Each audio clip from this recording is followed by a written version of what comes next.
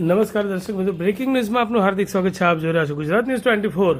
ડભોઈ તાલુકાના ચાંદોદ નવા માંડવાની સીમમાં ખેતરોની બાજુમાંથી પસાર થતી વીજ લાઇનમાં ખામી સર્જાતા શોર્ટ સર્કિટના કારણે વીજ તડકા ખેતરમાં પડતા અંદાજિત 10 થી 12 એકર જમીનમાં 5 ખેડૂતોનો મકાઈનો મહામૂલો પાક તૈયાર થઈને બળીને ખાક થઈ જતા ખેડૂતોને મોટો આર્થિક ફટકો પડ્યો છે. ચાંદોદ નવા માંડવાની સીમમાં રેલવે સ્ટેશન તરફ જતી નેર વિસ્તારમાં આવેલા ખેતરોની બાજુમાંથી પસાર થતી MGVCLની વીજ લાઇનમાં સોમવારે બપોરે એકાએક ખામી સર્જાતા શોર્ટ સર્કિટ થવાથી વીજ તણખા બાજુના ખેતરમાં પડતા તૈયાર મકાઈનો પાક ભડભડ બળવા લાગ્યો હતો. પાક બળતો જોઈ દોડી આવેલા ખેડૂતોએ પાણીનો મારો ચલાવવાની સાથે ડભોઈ ફાયર ફાઇટરની મદદ પણ લીધી હતી, પરંતુ પાકને બચાવી શક્યા ન હતા. સુસવાટા ભેર ફૂંકાતા પવનના કારણે જોતામાં આસપાસના 10 થી 12 એકર જમીનમાં મકાઈનો તૈયાર પાક બળીને ખાક થઈ જતા ખેડૂતોને મોટું આર્થિક નુકસાન પહોંચ્યું હોય માથે હાથ દઈને રોવાનો વારો આવ્યો છે.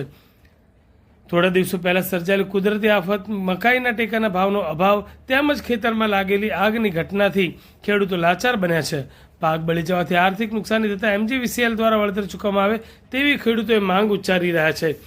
MGVCLની વીજ લાઇનમાં ખામી સર્જાતા વીજ તણખા ખેતરમાં પડતા 5 ખેડૂતોનો મકાઈનો પાક સંપૂર્ણ બળીને ખાક થઈ ગયો હતો. યજ્ઞેશ મુકુંદભાઈ ત્રિવેદી, ગણેશભાઈ ઈશ્વરભાઈ માછી, અશોકભાઈ મોહનભાઈ માછી, ભીખાભાઈ ડાયાભાઈ માછી, ગોપાલભાઈ ભીખાભાઈ માછી. આગને કાબૂ લેવા માટે ખેડૂતોએ ડભોઈ ફાયર ફાઇટરની મદદ લીધી હતી. ફાયર ફાઇટરની ટીમ આગ કાબૂમાં લે તે પહેલાં જ બધું જ બળીને ખાક થઈ ગયું, છતાં ફાયર ફાઇટરે 3000 રૂપિયા ચૂકવવાનો વારો આવ્યો હતો. ચાંદોદ માંડવાની ઘટના છે અને અહીંયા લગભગ 10 એકર જમીનની અંદર તૈયાર મકાઈનો પાક હતો અને એ મકાઈનો પાક જીબીના શોર્ટ સર્કિટના કારણે આગ લાગી ગઈ. એના કારણે બધી જે 4-5 ખેતર આખા આવી ગયા અને 10 એકર જેવી મકાઈ જે હતી એ અત્યારે આ તૈયાર માલ બધો ખલાસ થઈ ગયો છે. કયા વિસ્તારમાં માંડવા આમ અંદાજિત કેટલી જમીન હતી? 10 એકર જેવી જમીન. કેટલા ખેડૂતો લગભગ 5 ખેડૂતો.